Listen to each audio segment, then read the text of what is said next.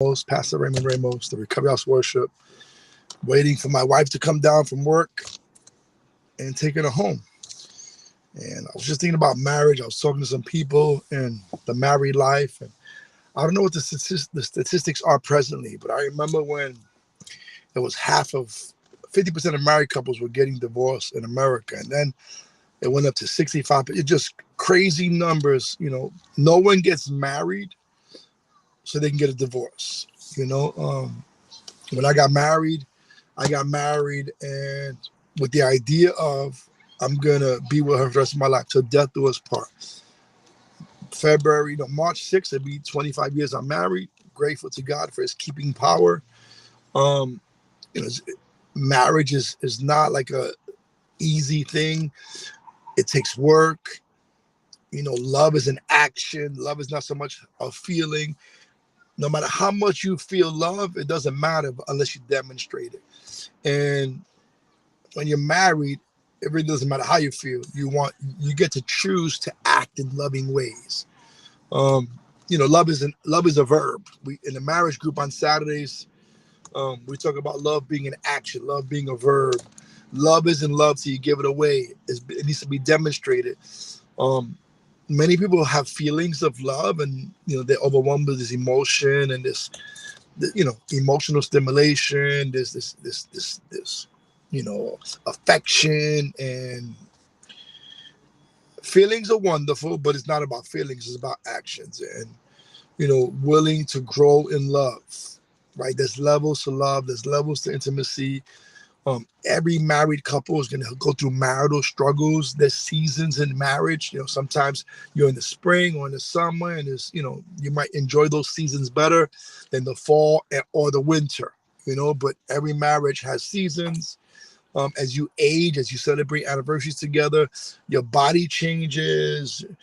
Sometimes people go through hormonal changes when they have children, physical changes, life changes, different things. And so being able to grow in love and to go through the seasons of marriage and life and the phases of life as you continue to grow in love and sacrifice and stay committed. And commitment is a pledge or an agreement.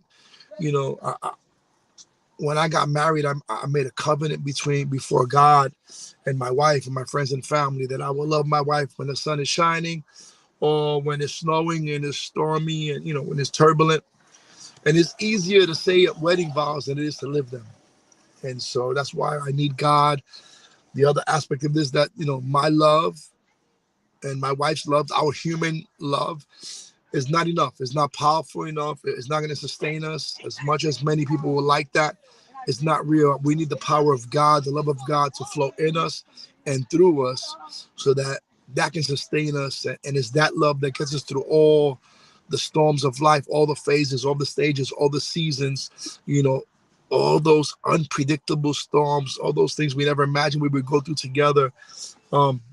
Being able to continue to grow in intimacy. I gotta go. Most people settle for an arrangement. The people that stay married, the ones that make it, that get to stay married, they settle for an arrangement instead of a thriving, intimate, passionate relationship that's growing and active and vibrant. They settle for an arrangement, and it gets cold, and there's no intimacy, there's no profound knowing of one another, and it's a cold existence.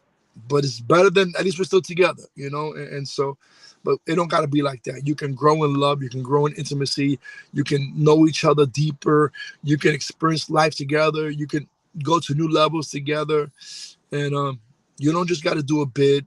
You can thrive in your marriage. You can experience incredible intimacy and connect on new levels that you never imagined possible. Every Saturday we have a marriage group, and it's free. It's on Zoom. You don't got to show your video. You don't both got to show up.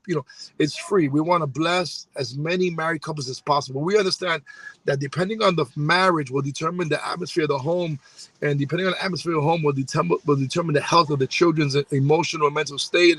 If a happy and healthy marriage produces happy, healthy families and children. And the enemy has done an incredible job to attack married couples so they can impact the children and create levels of dysfunction and generations of dysfunction and blah, blah, blah.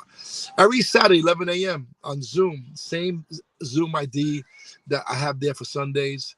Every Saturday, 11 a.m. Eastern, for 1 hour, we invest in our marriages. There's no perfect marriages. You're going to go through things. I don't care if you're a pastor, a bishop, an apostle, if you're rich, if you're poor, if you live in New York or you live in California, you live in UK, you live wherever.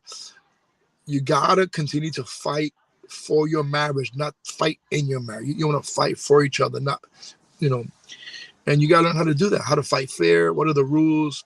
No hitting below the belt, man. There's certain words you should never say. There's certain things that never should be spoken. There's certain things you should never do. And yeah, so every Saturday, 11 a.m. Eastern, we're on Zoom. Check out the link. It's free.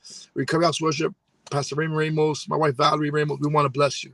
Every Saturday, 11 a.m.